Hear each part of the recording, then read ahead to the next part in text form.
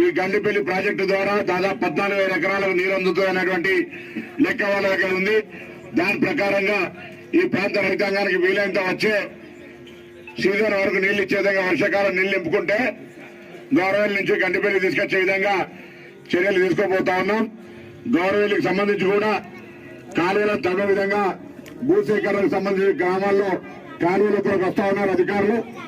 మీకు ఎక్కడ కూడా ఇబ్బంది లేకుండా పరిహారము పునరావాస కార్యక్రమం చూస్తున్నాం. కానీ ఇంత పెద్ద ప్రాజెక్టు కట్టుకున్నాక కాలువల కూడా ఇబ్బంది లేకుండా చూడమని చెప్పి సందర్భంగా మా గ్రామ